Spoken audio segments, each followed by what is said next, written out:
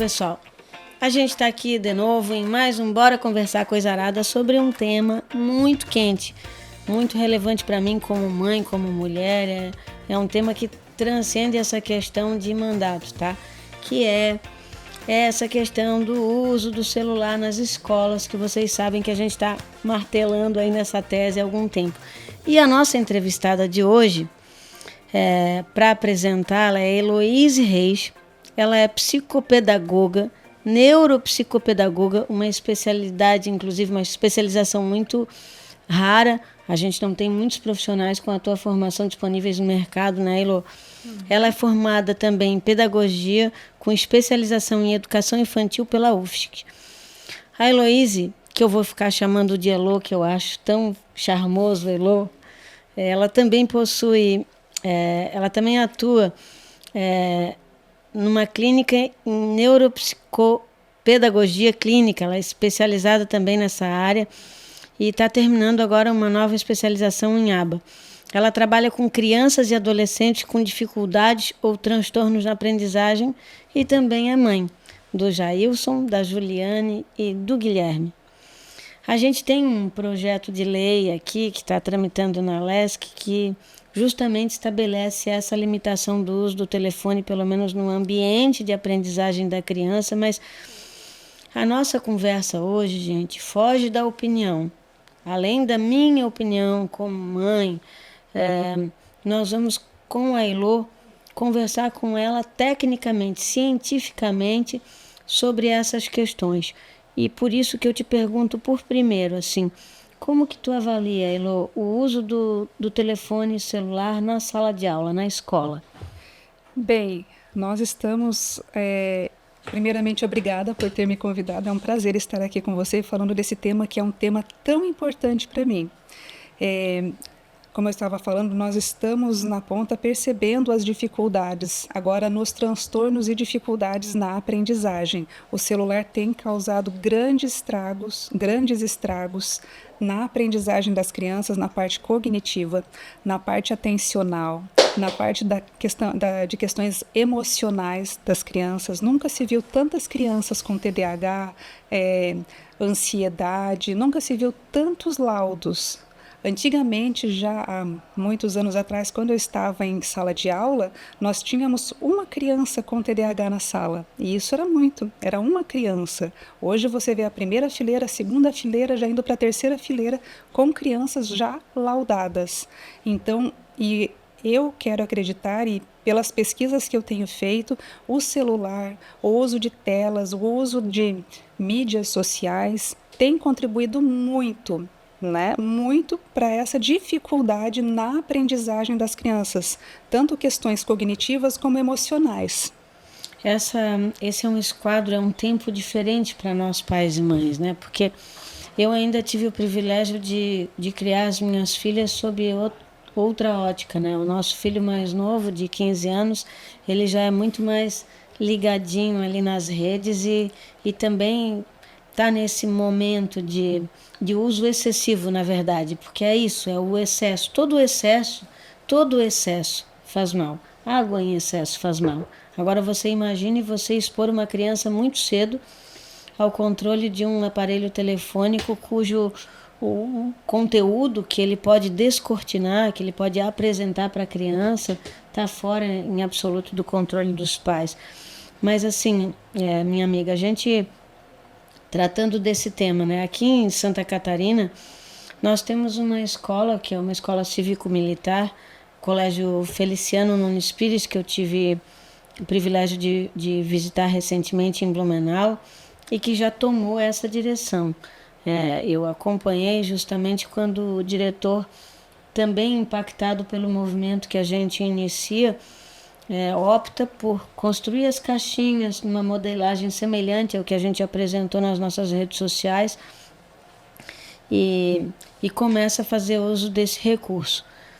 É importante dizer que a escola cívico-militar é mais fácil de você implementar de uma hora para outra uma ação como essa, porque é uma escola regrada em um processo formativo, educacional mais enérgico, mais rígido, né? Qual é a nossa percepção? a gente tem feito um movimento para tentar trazer essa experiência para escolas públicas e privadas, todas elas, né? O que a gente percebe? A criança, ela no ambiente escolar, afora da sala de aula, há toda também uma questão formativa para a natureza humana que envolve a socialização, a percepção da vida comunitária, a própria prática de esportes. E o que a gente observa é que muitos pais e mães hoje não têm se aprofundado nessa discussão. Aqueles que se manifestam de forma contrária veem um instrumento do aparelho ao uso, a bel prazer do seu filho como um instrumento protetivo para aquele filho, ou de vínculo com aquela família no momento em que ele está na escola. Algo que até pouco tempo não era necessário, né? O que eu tenho percebido, assim, né? A gente, pelos estudos que a gente também tem acompanhado, dados da própria OMS, a gente tem números como 78% das crianças e 84% dos adolescentes brasileiros, eles não fazem o mínimo das atividades físicas recomendadas no dia. Ou seja, as crianças não brincam mais, elas não fazem nenhum tipo de esporte, elas estão cada vez mais afastadas do seu preparo físico, inclusive, por conta dessa coisa das telas, do telefone, né? No Brasil, segundo o IBGE, nós temos também cada 3 crianças entre 5 e 9 anos, nós temos uma criança acima do peso. Na tua visão, abordando primeiro essa questão da saúde física, né? Esse tempo excessivo de tela tem sido o mecanismo que contribui para esses resultados? Eu acredito que sim, porque as crianças realmente estão passando muito tempo nas telas do que antigamente. Essas crianças, se ficam durante a manhã em casa ou se ficam à tarde em casa, muitas vezes os pais, com a necessidade de trabalhar, às vezes tem que deixar um pouquinho a criança com cuidadores ou de outra forma, ou com os avós, e essas crianças acabam passando muito tempo nas telas, sim, sejam com jogos e vídeos e outras coisas, e isso pode contribuir sim, porque crianças sem atividade física, e essas crianças acabam tendo um comportamento devido, porque toda criança precisa de movimento. Criança é toda movimento. Se você tira o movimento dela durante uma manhã inteira no celular, que ela fique no celular ou que fique nas telas de qualquer forma, quando chegar à tarde na escola ela vai ter que se movimentar. E ela acaba tendo problemas de comportamento na escola. Mas sim, tem contribuído sim para a dificuldade, para que essa criança deixe de brincar no pátio, no parquinho, no playground, correr, fazer alguma atividade física, assim, já pensamos em questões de saúde pública, como você já mencionou. Deixa eu te perguntar outra coisa, Elon. A gente tem vivido aí também tempos em que se percebe, como tu mesmo relatou, um acréscimo de crianças com níveis de ansiedade, depressão, problemas de autoestima, especialmente entre os adolescentes, né? Se observa também que há uma geração aí que se põe de uma maneira mais cruel, inclusive. E eu te digo que recentemente nós tivemos um ataque numa escola, esse último aqui em Palhoça, e conversando com as profissionais do NEPRI, me marcou muito um depoimento de uma das profissionais da psicologia que está amparando a escola. Ela me fez o seguinte relato: esse episódio pontual, específico, que traz para o ato violento uma criança em sofrimento, um adolescente em sofrimento também, gerou uma série de discussões na escola, né? E ela percebe como se fosse levantada uma tampa de uma panela, sabe?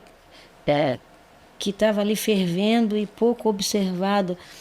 E ela sente para com esse aluno que promoveu o ataque, sinais de extrema intolerância dos colegas, né? E muitas histórias de violência e de dor que esses adolescentes sentiam, tantos outros que não estavam envolvidos nos casos, começam a ser relatadas quando um grupo de profissionais da psicologia avança nas conversas na escola em razão desse drama vivido. E eu, sinceramente, eu tenho o sentimento, né, a impressão, ainda que nós tenhamos muitos estudos que já corroboram a nossa teoria, de que essa vida que as telas estão patrocinando para os nossos filhos, esse mundo irreal, que estabelece padrões de beleza que muitas vezes a própria criança não se enquadra, ele está invisível para as autoridades, para pais e mães, para a sociedade, porque as pessoas não estão efetivamente preocupadas com isso. Na tua avaliação de profissional, que passo tu achas que nós poderíamos dar para começar a superar esse ciclo? Bem, isso a gente consegue perceber que nunca houve tantas crianças ansiosas como tem aparecido ultimamente. E não era uma doença de criança isso. É uma doença psiquiátrica, a ansiedade. Era uma doença de adultos que já tinham vivido várias dificuldades. Eu quero destacar essa frase. Vocês estão ouvindo, pessoal? A ansiedade não era uma doença de criança, até alguns anos atrás. É isso, Elô? Sim, sim. Hoje você vê crianças com ansiedade, sofrendo com ansiedade. Eu presencio diariamente crianças com dificuldades dessa forma. E a gente precisa pensar, como você mesma já falou, os padrões de beleza hoje. Sempre houveram padrões de beleza, se a gente for olhar bem, sempre houveram os padrões de beleza. Mas hoje a gente percebe nos desenhos animados infantis, passando para as nossas crianças e youtubers, né? Às vezes os pais se sentassem realmente para ouvir o que está sendo passado para as suas crianças, talvez eles se conscientizassem de que aquele programa não está passando os valores que ele tem como família, os princípios familiares. Talvez ele se percebesse, né? Ele iria notar.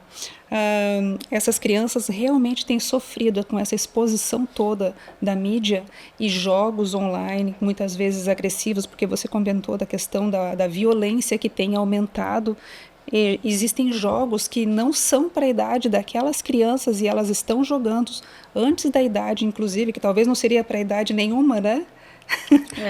Tem alguns jogos que parece que não é para idade nenhuma, mas muito menos para criança, e às vezes você consegue ver crianças que estão jogando jogos que não são. E as crianças sabem, porque quando eu questiono e falo para as crianças e pergunto, tá, mas você tem idade para jogar esse tipo de jogo que você está jogando? Ele dá uma risadinha, mas meu irmão joga. E eu também joguei. E é como se fosse o máximo deles terem jogado ou terem assistido alguma coisa que não é para a idade deles. E os pais talvez não estejam percebendo o que está entrando dentro da casa deles. Elô, tu atende crianças a partir de que idade? Aproximadamente de 4 anos até a adolescência. Eu tenho crianças pequenas de 3, 4 anos e tenho adolescentes de 15, 16 anos. Normalmente é essa faixa etária. E em toda essa faixa etária, não. A partir de uns 6 anos você já começa a perceber essa questão das telas muito fortes. Crianças pequenas que não deveriam ser expostas a telas também a gente percebe ali. E crianças pequenas, eu já percebo dificuldade na fala, principalmente. Crianças que deveriam estar falando bem melhor, estão com atraso de fala, porque ficam olhando a TV ou nas mídias sociais, alguma coisa, e não aprendem a falar com os pais, não tem comunicação. Basta a gente perceber num restaurante que você vê uma criança que, enquanto está esperando a comida, está numa tela. Em vez de ela estar observando aquele ambiente em volta, que é tão rico de informações, garçom, outras pessoas, a criança está naquele mundinho, sozinha dela. E ela está com várias pessoas em volta e ela está sozinha. E essa criança acaba, nesse mundo de telas, essa criança acaba crescendo sozinha. crescendo, sozinha.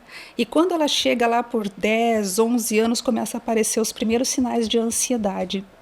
E essa criança já passou muito tempo sozinha e ela não percebeu que ela não consegue fazer amigos, porque criança que não aprende a lidar com as outras crianças desde cedo, quando chega na adolescência, as coisas só vão piorando em questão de amizades, em questão de dificuldades de relacionamentos sociais.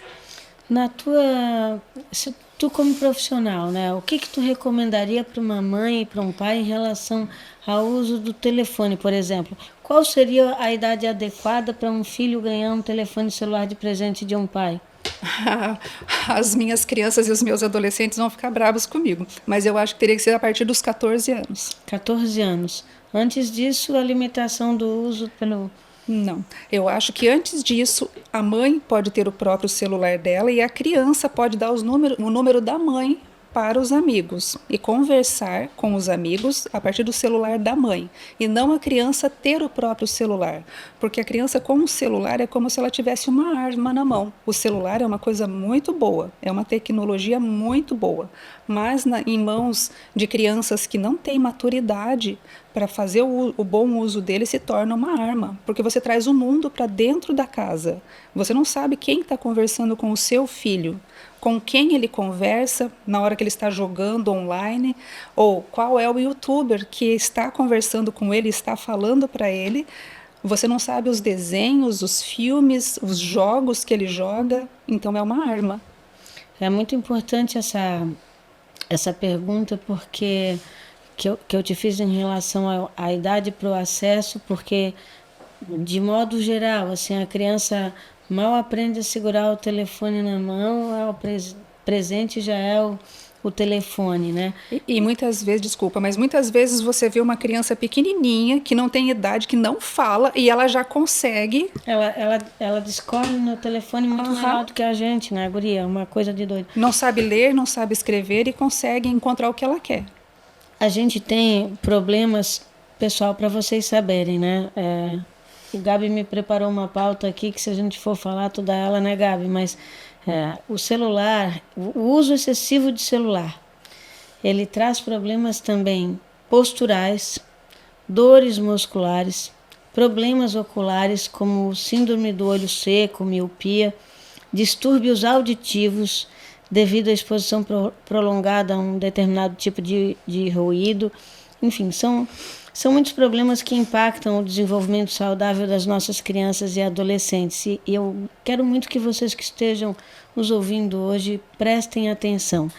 Mas a minha pergunta, Elô, a gente tem muito pouca informação sobre isso, né?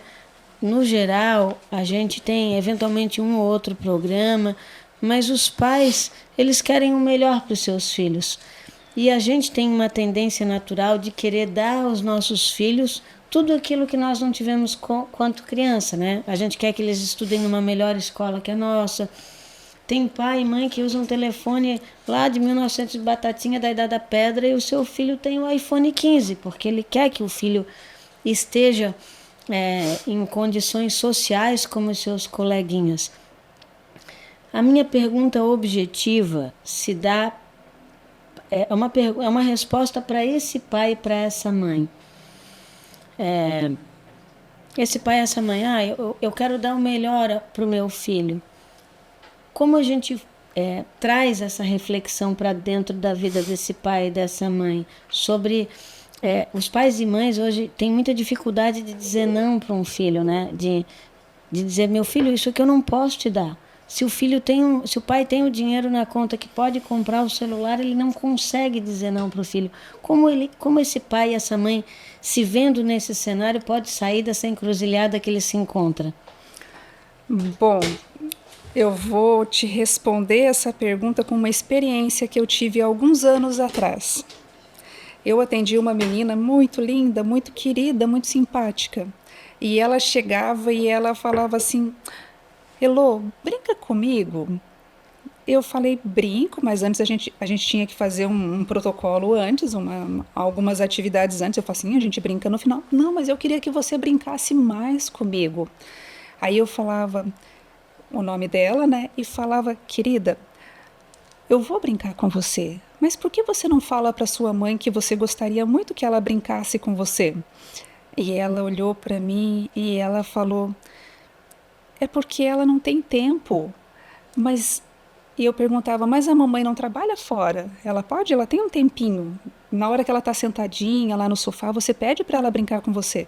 E ela falou assim: mas não dá. Ela sempre está no celular. E quando eu chego perto dela, parece que ela não quer que eu fique perto dela. Ela fala assim: não, depois eu brinco, vai fazer tal coisa e depois eu brinco. E eu falei: e o seu pai? O meu pai sempre está vendo filmes dele lá no quarto. E a minha mãe, e eu fico sozinha e eu queria muito ter alguém para brincar. E me cortou o coração aquela vez e eu brinquei com ela naquele dia, mas eu sei que não era o suficiente para a carência que ela tinha. Ela tinha uma carência muito grande. E quando eu peguei ela pela mão e fui levar para a mãe dela, lá de longe ela apontou para mim, ela bateu assim no meu braço: Elô, olha lá, ó, eu não te falei? Ela fica sempre assim. E a mãe realmente estava com o celular. E aquilo me cortou o coração, foi uma experiência assim muito marcante para mim. E eu fico pensando quantas crianças que gostariam de ganhar de presente Um abraço. uma hora de brincadeira com os pais, porque não tem coisa que vincule na família pais e filhos que sentam para fazer um joguinho junto. Eu não estou falando jogo de celular, nem jogo de videogame, um jogo de tabuleiro. É tão simples, é tão barato, é tão mais barato. Sentar com o filho e jogar com ele, sentar, brincar de carrinho com o filho, brincar de boneca com a filha, sentar no chão da sala, desligar a televisão, porque não pode ter televisão ligada se você quer formar vínculo com a criança. Os vínculos são formados entre você e ela. Se tiver um terceiro, vai haver uma triangulação ali. Televisão, as pessoas vão ficar olhando outras coisas. Não, dá atenção só para o teu filho. Muitas vezes os pais pensam: não, mas eu não posso passar a manhã inteira ou a noite toda brincando. Não, às vezes são 40 minutos. Eu sempre falo para os pais: são 40 minutos que você dá de presente para o teu filho, que sai muito mais barato que um celular, muito mais barato do que no futuro você tentar chegar perto dele e ele não querer mais brincar, não querer mais. Vai falar assim: pai, agora eu não preciso mais, agora eu quero outra turma, porque quando chega lá pelos 12 anos, é a fase da criação da identidade dos adolescentes agora. Agora ele quer olhar para o mundo, agora os amigos dele são mais importantes. Não que os pais não sejam, mas se até ali os pais conseguiram formar um vínculo verdadeiro e duradouro, essa criança, esse adolescente que chega na adolescência, ele vai querer estar perto dos pais. Então, a resposta seria: não se preocupe com as coisas que você pode dar para o seu filho, mas com o tempo. O tempo é mais precioso do que as coisas, do que os presentes. Te fazer complementar a tua pergunta em relação a isso, né? Eu sou uma mãe que trabalho, estudo, faço faculdade de noite, tenho mil coisas a fazer, meu filho vai para a escola, volta, fica com a babá, nananã, e eu me preocupo em prover, em manter as coisas em dia, comprar um bom tênis, organizar a vida do meu filho. Qual é, falando de tempo, que isso é muito específico, é muito... Te pergunto porque tu é uma profissional, tu estuda para isso e cuida de crianças e famílias.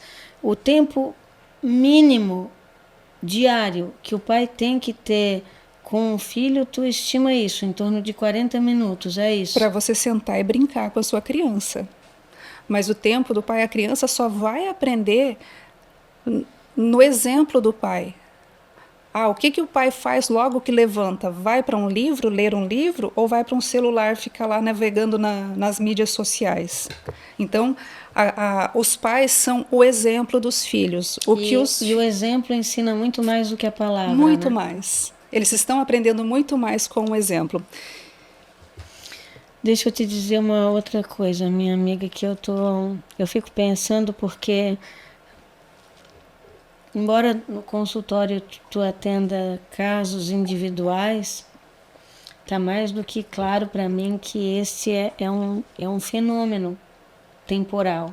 É a forma como a sociedade hoje se põe na educação dos seus filhos, né? Tu achas que como que a gente poderia construir um caminho, um cenário para fazer as famílias reavaliarem os seus pontos de vista, né? Enquanto núcleo de organização preliminar social? Porque eu acho que tem muito isso, né? A gente vem de uma geração, nós fomos criados em que a palavra do pai, quando a gente reúne amigos, pessoal aí de 30 e poucos anos para mais, né? 30 a mais. Todo mundo fala que havia um outro tipo de respeito que se era entregue para os pais, né? E que aqueles que tiveram esse regime educam os seus filhos mais ou menos desse jeito, né? Hoje, a educação dos filhos dentro do lar, ela é muito, muito, muito permissiva. Eu contesto pais e mães que atribuem, às vezes, a uma criança de 5 anos a responsabilidade sobre as suas próprias vidas, aceitando, admitindo escolhas nas quais ela ainda não tem maturidade para tomar. Por exemplo, a família se reúne para ir domingo à tarde na casa do vovô. A criança de 5 anos chora e diz que não quer ir. Os pais não vão. Isso acontece no nosso tempo. No nosso tempo, a gente não ia ter nem chance de pensar que podia chorar para não ir na casa do vovô. É para ir na casa do vovô. A gente nem cogitava a hipótese de contestar uma decisão de um pai e uma mãe aos 5, 6, 7, 10 anos de idade. Que tipo de mensagem tu poderia deixar para esses pais? Paulinha, eu acho que nós estamos vivendo uma geração de pais que estão perdendo a mão. Estão perdendo a mão, eu falo assim no sentido bem respeitoso da palavra. Eles estão perdendo a autoridade, não o autoritarismo. A autoridade é de ser o padrão de orientação dessa criança. Eu sempre falo para os pais, a criança se sente solitária se você não dá uma referência para ela. Bom, se é para ir na casa do vovô, todos vamos. Se o pai está falando, são 5 anos, essa criança não tem maturidade ainda para decidir coisas sérias para a vida. Eu sempre digo, essas crianças precisam se trabalha na seguinte questão. Algumas coisas você vai decidir. Eu quero brincar com o carrinho, eu quero brincar com a bola, eu quero andar de patinete aqui, eu posso escolher os brinquedos. Mas tem coisas que nós dois vamos discutir juntos, vamos decidir juntos, porque cabe. O horário de dormir. O horário de dormir são os pais que decidem. Não é a criança que dita as regras. Os marcos que existem durante o dia, que são os marcos da rotina, os pais precisam colocar os padrões para os filhos. Horário de dormir, horário de alimentação, horário de higiene, o que deve ser feito durante aquele dia, horário das tarefas, são os pais que colocam. Agora eu posso decidir... E na hora do brincar, a criança escolhe a brincadeira que quer. Porque está dentro do seu determínio. Isso, porque a gente quer ter filhos autônomos. Então, eles precisam fazer pequenas escolhas no dia a dia. Mas não é o filho que decide a marca de carro que nós vamos comprar. Não é o filho que decide aquilo que nós vamos comprar para comer. Porque o filho pode escolher só salgadinho, bala, chocolate. Então, não é o filho que decide qual é a alimentação ideal para a família. São os pais, e tem que continuar sendo os pais, porque os pais têm que ser o padrão, formar a regra. Eu sempre falo que nós, os adultos, temos que formar um muro de proteção para as crianças, porque as crianças elas vão tentar transpor esse muro. Elas vão tentar, mas se elas percebem que não conseguem, elas vão entender que isso é o carinho e o respeito dos pais. E elas vão entender que até aqui ela pode ir. A partir daqui, não. Até a partir daqui é o meu pai, a minha mãe quem decide. E eles vão conseguir entender, sim. E eu acho que os pais precisam repensar. Talvez, assim, os pais, desses pais que estão agora, possam ter errado de alguma forma, mas não é motivo para continuar com essas questões transmitindo essa questão para os filhos. Eu acho que chega um momento que você precisa pensar, bom, eu sei que meu pai talvez, tentando acertar, ele pode ter errado, mas a partir daqui eu preciso tomar as rédeas da minha família, dos meus filhos, para que eu possa deixar uma geração mais saudável para essa sociedade que está recebendo essas crianças. Muito legal. Eu vou dizer para ti, a gente começa a falar, é que é um assunto tão quente, tão nos provoca tanto que a gente poderia falar um dia inteiro contigo, Elô, mas eu quero voltar ainda antes da gente encerrar o nosso programa sobre essa questão do uso do celular na escola, né? Quando a gente propõe, qual é a nossa ideia? O cenário que eu imagino, a criança, bom, os pais querem dar o telefone para os seus filhos, não tem jeito. Tem pai e mãe que acha que aquele contato do filho chegar na escola e dizer, ó, pai, já estou na escola. Pai, saí da escola, estou indo para casa. Mãe, olha, estou entrando no ônibus. Isso conforta os pais num mundo também que se põe mais violento. A nossa ideia é, a criança chega, coloca, antes de bater o sinal, entrou na sala ali, ó, coloca o telefone na caixinha. Já deu tempo de ela avisar a mãe e o pai que está na escola. Quando acabar tudo, inclusive o recreio, tempo de aula, tudo. No final, bateu o sinal, ela vai embora, vai lá, pega o telefone na caixinha e aí ela pode, mãe, estou saindo da escola, pode retornar para os pais. Para quê? Para que nesse ambiente a criança consiga se entregar para o processo formativo como um todo, né? Como nós conversamos. Nós temos um grande número de pais que concorda conosco e tem um número que discorda, que acha que o telefone tem que estar nas mãos do filho para ser utilizado como arma a qualquer momento para filmar uma situação que ele se sinta desconfortável, filmar uma outra palavra de professor, ou seja lá o que for. Ele quer ter acesso a falar com o filho, ele quer que o filho responda a mensagem dele no meio da aula. O próprio pai estimula o filho a usar. E a gente tem uma legião de professores que não consegue controlar com a sua autoridade dentro da sala de aula, não consegue fazer arrefecer o uso do telefone daquela criança. A criança está ali, a professora está dando aula, o telefone está aqui, ó, tocou uma mensagem, ela perde o momento da explicação e responde. A nossa luta de estabelecer uma lei é justamente por isso. Mas eu queria que tu deixasse uma mensagem aqui, não para os pais que concordam com a gente, porque o objetivo do nosso programa não é nem pregar para convertido, é para esses pais que ainda são contra a restrição do uso do telefone celular na escola, que, como bem vocês já perceberam no que foi dito pela Elô, o problema que nós estamos enfrentando vai muito além dos muros da escola, né? Ele nasce nas famílias. Mas para esses pais que batem pé, que não aceitam essa restrição, o que tu diria? Existe um estudo com relação à escola. Eu acho que os pais, quando escolhem a escola para os seus filhos, eles vão lá, eles visitam a escola e eles escolhem aquela que compactua com os valores, com os seus princípios. Eu acredito que os pais vão lá e escolhem aquela escola em quem eles têm confiança, uma escola em quem eles confiam, para colocar o seu filho lá. Aquele professor, aquela professora faz parte daquela escola. São pessoas que estão trabalhando em prol daquelas crianças que estão naquele momento em aprendizagem dentro da escola. Se a gente for pensar, bom, eu confio naquele ambiente, então está tudo bem, então eu posso deixar o meu filho lá com tranquilidade. Se acontecer alguma coisa, é claro que a escola vai ser a primeira a ligar para o pai, para a mãe, para avisar que aconteceu alguma coisa. Se não ligou, é porque está tudo bem. Nós precisamos também trabalhar, como pais e mães, precisamos também trabalhar o nosso nível de ansiedade quando os filhos se afastam, porque às vezes eu posso me sentir preocupada com meu filho que está lá dentro da escola, mas eu preciso também confiar que a escola está fazendo o papel dela.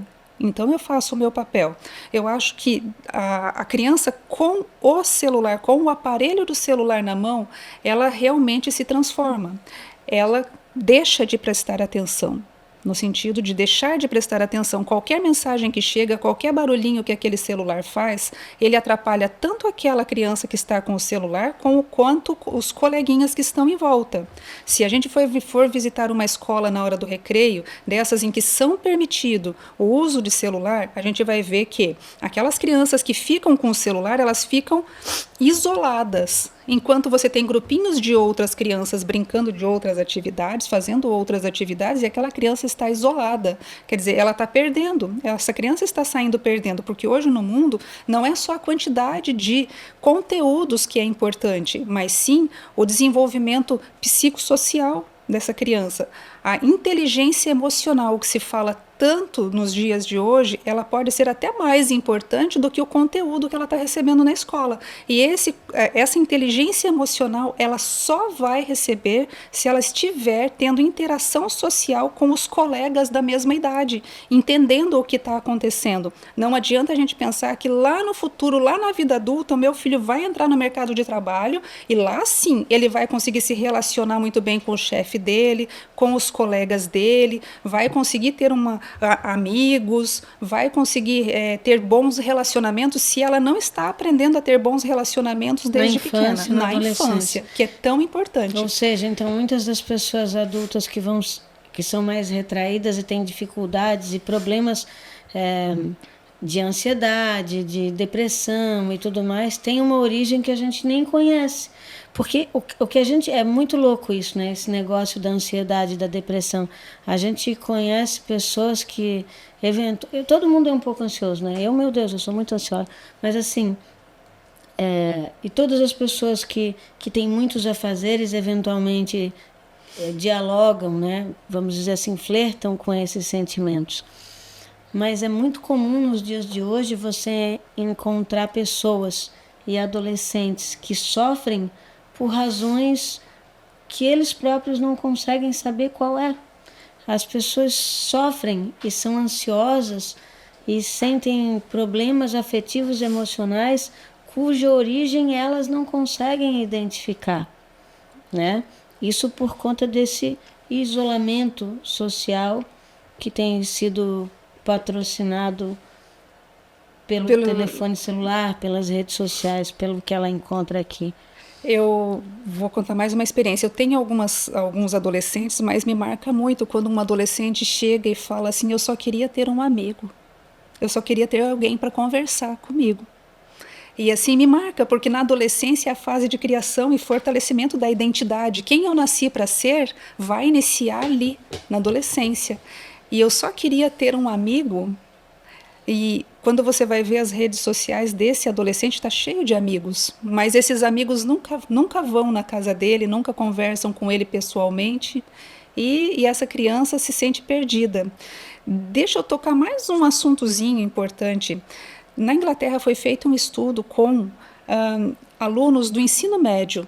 Na Inglaterra as notas vão de A até G. A, B, C, D, vai caindo. De A é a mais alta, G é a mais baixa.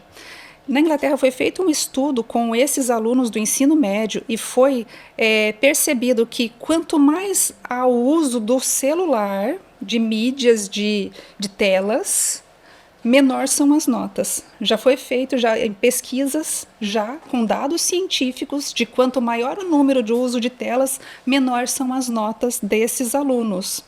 Então, quanto mais tempo no celular, mais dificuldade na aprendizagem, mais dificuldade na memorização, mais dificuldade na atenção, porque eu só memorizo aquilo que eu consigo prestar atenção. Se eu não presto atenção, não vai para a minha memória definitiva, então eu não aprendo.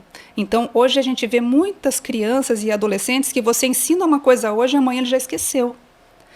Ensina de novo, ele esquece. Muito fácil. Parece que poucas coisas vão para a memória. Por que isso acontece?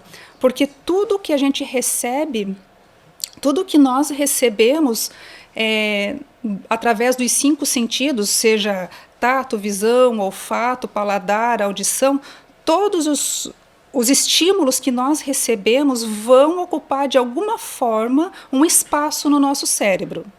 Se eu fico num mundo que eu só fico vendo imagens, que é o caso dos desenhos animados, que hoje são muito diferentes de anos atrás, que hoje os desenhos animados estão muito ricos em estímulos, estimulando demais, por exemplo, tanto o áudio como o visual. Você acaba acarretando um cansaço nesse cérebro. Da mesma forma com as músicas, que tem muitos estímulos hoje, muito, do que era antigamente. Então, é diferente hoje uma criança que passa algumas horas nas telas do que aquela que ficava antigamente. Os desenhos eram mais suaves. As coisas eram mais suaves antigamente. Tudo isso ocupa um espaço no cérebro. E quando você tem que aprender, depois de ter ocupado o teu espaço com jogos, com reels, histories de mídias sociais, isso vai ocupar um espaço no cérebro que quando você precisar para ler, ter uma leitura mais densa, o seu cérebro já não vai conseguir. E isso serve tanto para as crianças quanto para os adultos. Isso está acontecendo também com os adultos. Quantos adultos que falam para mim, eu não consigo mais ler um livro. Nossa, muitos. Eu vou dizer para ti, tá?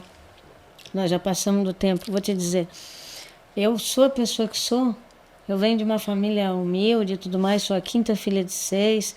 Não que eu seja grande coisa, mas eu consegui ter o mínimo de desempenho profissional adequado na minha profissão, porque eu fui uma criança que li muito. E uma adulta, e depois vem os filhos, a gente divide as tarefas do lar, é muito complexo. E aí, a profissão, porque todo mundo é ocupado, pessoal, todo mundo. Ah, não, a Paulinha deputada trabalha demais. A mãe que fica em casa trabalha demais. Todo mundo tem muita coisa para fazer. Ninguém tem vida fácil, na verdade, né? E aí chegou um tempo, parei de ler.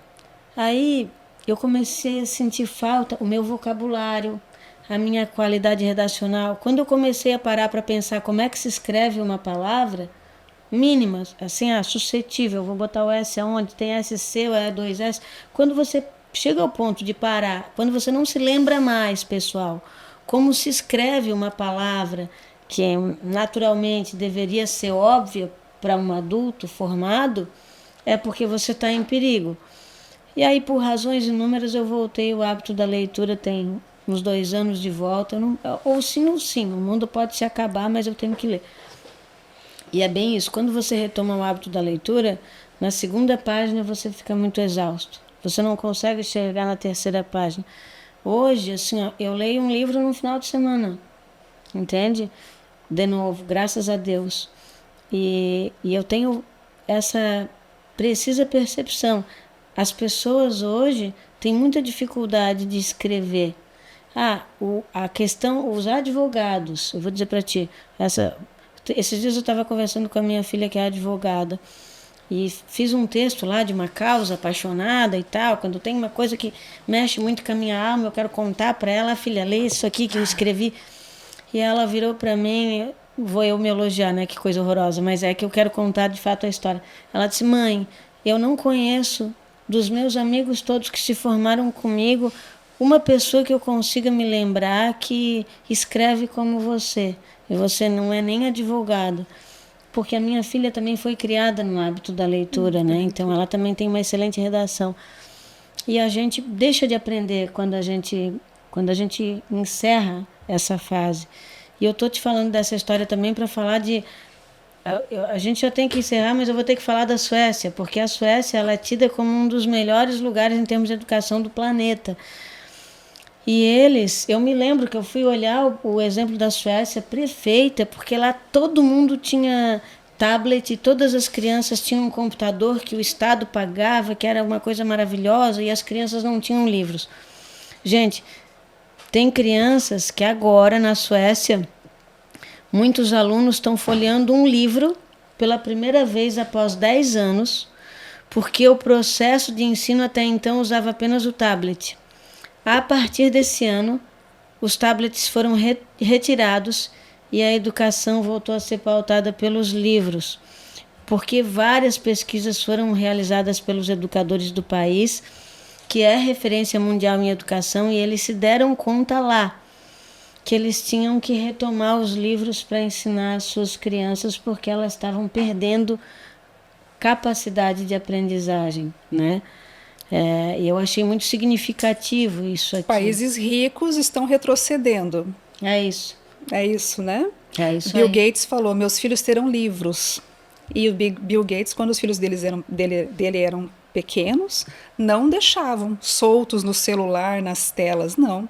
E ele fala, meus filhos terão livros. E hoje existem escolas para pessoas das Big Techs, existem escolas nos Estados Unidos que não tem nada de computador, de mídias, de coisas assim, porque eles querem um contato maior com a natureza, eles querem formar seres pensantes, seres que vão ser líderes no futuro e não liderados. Porque se você forma uma geração de pessoas que cresceram no meio das telas, você consegue liderar, você forma uma geração de liderados. Prestaram atenção nisso aí, pessoal, é forte, né? Ó, Elo, eu quero dizer para ti que eu tô apaixonada pela nossa conversa, porque tu sedimenta o nosso diálogo com informações técnicas, com profundidade, com conteúdo.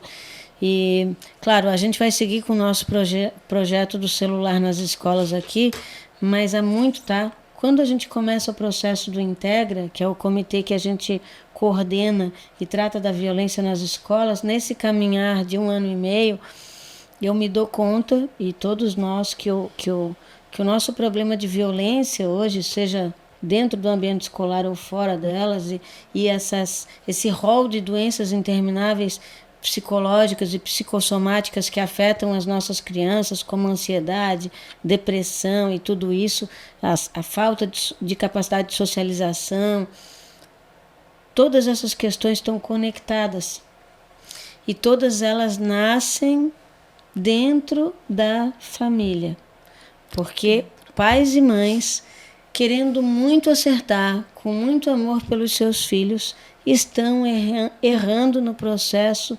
educacional dos seus filhos e filhas. Então, prestem atenção nisso que a gente está trazendo aqui para vocês hoje como reflexão, né? Como reflexão.